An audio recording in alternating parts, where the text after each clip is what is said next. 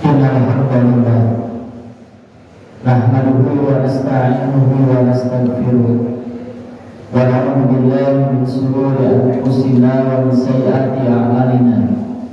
Man yahdihillahu fala mudilla lahu wa man yudlil fala hadiya lahu. Wa asyhadu an la ilaha illallah wahdahu la syarika lahu wa asyhadu anna Muhammadan abduhu wa rasuluhu alladzi la nabiyya ba'dahu, amma ba'd. Qala Allah ta'ala fil Qur'anil Karim, a'udzu billahi minasy syaithanir rajim. Bismillahirrahmanirrahim. Iqtaraba lin-nasi hisabuhum wa hum fi ghaflatin mu'ridun. Wa qala Rasulullah sallallahu alaihi wasallam, al-kayyisu man dana nafsahu wa amila lima ba'dal maut. Al-hadis. Hadirin ikhwat iman yang dimuliakan oleh Allah Subhanahu wa ta'ala, tidak ada pujian yang paling pantas kita ucapkan selain kata alhamdulillah, bersyukur kepada Allah Subhanahu wa ta'ala atas qudrat iradah serta rahmatnya. Kita masih diberikan kesempatan, kesehatan dan keafiatan, sehingga kita masih bisa melaksanakan salah satu kewajiban kita selaku orang-orang yang beriman, yaitu melaksanakan ibadah Jumat. Mudah-mudahan ibadah Jumat kali ini tercatat di sisi Allah sebagai amalan sholihan makbulah, amal soleh yang diterima di sisi Allah Subhanahu wa ta'ala. Hadirin wa iman yang dimuliakan oleh Allah Subhanahu wa ta'ala, berbicara tentang fase perjalanan hidup manusia, bahwa yang namanya manusia itu semuanya pasti mengalami yang namanya kematian. Kullu nafsin za'iqatul maut. Setiap yang bernyawa, setiap yang bernapas itu pasti wajib mengalami yang namanya kematian. Maka setelah mati itu ada yang namanya yaumul hisab. Yaumul hisab itu adalah hari perhitungan amal, hari pertanggungjawaban amal bagi seluruh manusia. Dan pada hari itu segala amal manusia itu akan diperhitungkan dengan sangat teliti.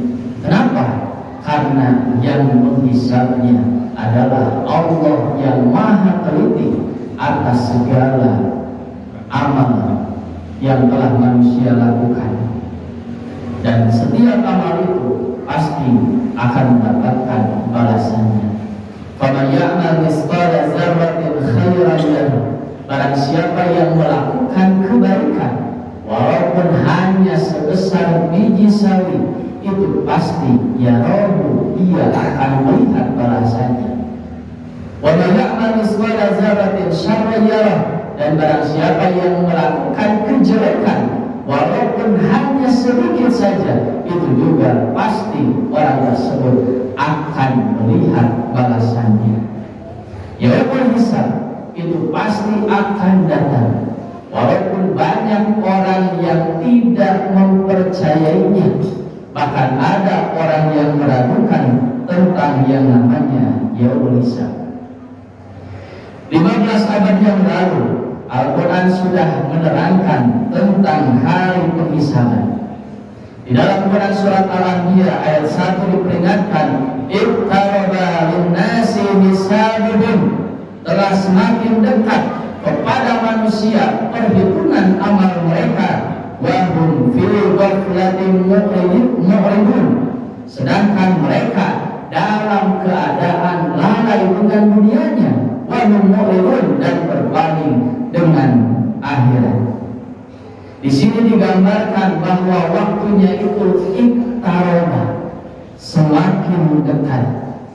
Apalagi sekarang nyatanya tidaklah hari berganti kecuali bertambah dekat waktunya. Akan tetapi manusia tadi menyikapi yaumul hisab itu, ada yang iman percaya terhadap yaumul hisab, ada juga yang kufur tidak percaya terhadap yang namanya hari penghisaban. Maka tentu bagi orang yang beriman pada hari penghisaban, pasti orang tersebut akan mendapatkan beberapa faedah, beberapa keuntungan.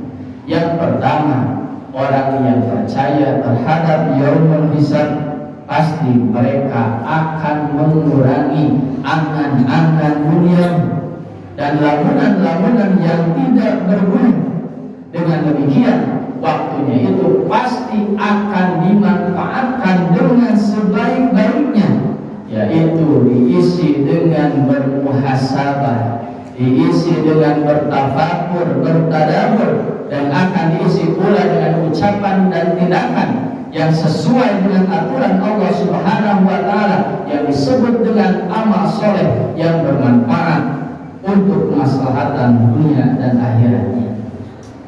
Di dalam Quran surat Al-Imran ayat 191 diterangkan orang-orang yang senantiasa bertafakur dan bertadabbur itu adalah alladzina yazkurunallaha qiyaman wa qu'udan, yaitu orang-orang yang senantiasa berzikir, mengingat Allah sambil berdiri, sambil duduk, wa ala junubihim, bahkan dalam keadaan berbaring, wa yatafakkaruna fi khalqis samawati wal ardh, dan mereka senantiasa bertafakur, memikirkan tentang penciptaan apa yang ada di langit dan di bumi, seraya mengatakan, Rabbana ma khalaqta hadza batila, wahai Tuhan kami, tidaklah Engkau menciptakan semua ini sia-sia. Subhanaka faqina adzabannar, Maha suci Engkau, lindungilah kami dari azab neraka.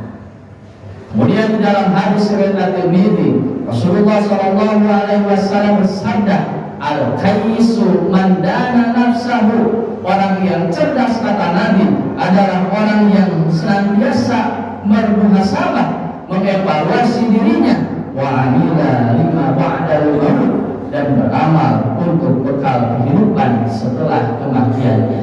Itulah standar orang yang cerdas menurut Allah dan Rasulnya, yaitu mereka senantiasa bertafakur, bertadabbur, mengevaluasi dirinya, dan mempersiapkan bekal amal soleh untuk akhiratnya.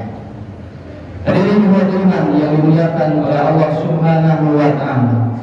Kemudian faedah yang kedua, orang yang percaya terhadap yaumul hisab, maka tentu orang tersebut akan menimbulkan kesadaran bahwa dirinya sebagai makhluk yang tidak lepas dari yang namanya kekeliruan, kealfaan.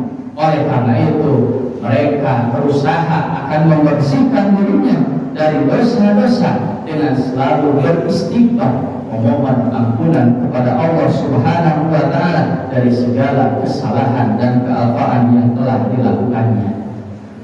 Di dalam Quran surat Al-Imran ayat 16, orang-orang yang senantiasa yang percaya terhadap yaumul hisab, mereka akan senantiasa berdoa, Rabbana innana amanna faghfir lana dzunubana, wahai Tuhan kami, sesungguhnya kami telah beriman, faghfir lana dzunubana, oleh karena itu ya Allah, ampunilah dosa-dosa kami, wa qina adzabannar, dan lindungilah kami dari azab neraka. Kemudian di dalam Quran surat Al-Imran ayat 193 juga, orang-orang yang percaya terhadap yaumul hisab, mereka senantiasa berdoa, Rabbana faghfir lana dzunubana, wahai Tuhan kami, ampunilah dosa-dosa kami, wa kaffir 'anna sayyi'atina, dan hapuskanlah kesalahan-kesalahan kami, wa tawaffana ma'al abrar, ya Allah, wafatkanlah kami bersama orang-orang yang saleh. Iman rahimahullah. Kemudian faedah yang ketiga, orang yang percaya terhadap yaumul hisab, maka tentu mereka tidak akan cenderung terhadap dunia. Maksudnya tidak menjadikan dunia itu sebagai maqasid, sebagai tujuan akhir dari hidupnya, akan tetapi dunia itu dimanfaatkan sebagai atau dijadikan sebagai wasilah, perantara, alat untuk mencapai kebahagiaan di akhirat. Artinya pangkat dan hartanya itu tidak menjadikan dirinya takabur, bisnis dan usahanya juga tidak mengakibatkan lalai dari zikrullah, mengingat Allah Subhanahu wa ta'ala. Di dalam Quran surat An-Nur ayat 37, Allah Subhanahu wa ta'ala berfirman, rijalun la tulhihim tijaratun wa la bai'un an zikrillah, orang-orang yang tidak dilalaikan oleh perdagangan dan jual beli dari ingat Allah, wa iqamis shalah, mereka senantiasa menegakkan salat, wa ita'iz zakat, dan mereka juga senantiasa mengeluarkan zakat, yakhafuna yawman tataqallabu fihi al-qulub wal absar, mereka takut kepada hari ketika hati dan penglihatannya menjadi guncang pada hari kiamat. Itulah beberapa faedah keuntungan kalau orang tersebut percaya terhadap yang namanya yaumul hisab. Barakallahu li wa lakum. Ini ibadah yang dimuliakan oleh Allah Subhanahu wa ta'ala. Setelah kita mengetahui manfaat dan faedah dari iman percaya terhadap yaumul hisab, maka tentu kita pun perlu tahu apa madarat, apa bahaya kalau kita tidak percaya terhadap yang namanya yaumul hisab. Madarat dan bahaya dari kekufuran terhadap yaumul hisab, yang pertama tentu orang tersebut akan menyesal kelak di akhirat. Penyesalan orang-orang yang kufur terhadap hari penghisaban digambarkan di dalam Quran surat Al-Hijr ayat 2. Rubbama yawaddul ladzina kafaru law kanu muslimin. Orang-orang kafir itu nanti di akhirat menginginkan sekiranya mereka dahulu di dunia menjadi orang-orang muslim. Itu penyesalan orang yang orang yang tidak percaya terhadap yaumul hisab. Mereka ketika di akhirat menginginkan dikembalikan lagi kepada dunia supaya menjadi orang-orang muslim. Kemudian di dalam Quran surat Al-Munafiqun ayat 10 juga dikatakan, fa yaqulu rabbi laula akhartani ila ajalin qarib.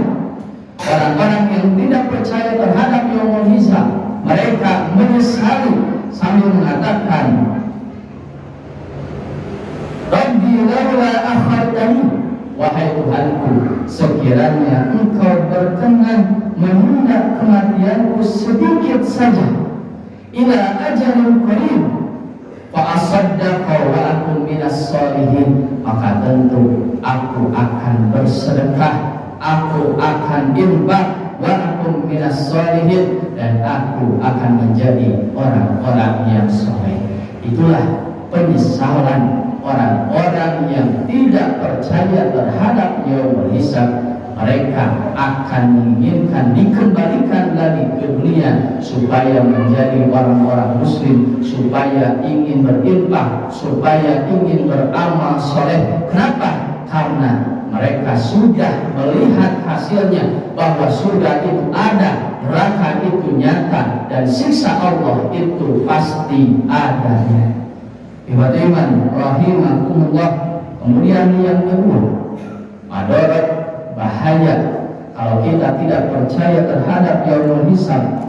Mereka tentu tidak akan takut melakukan dosa. Kenapa?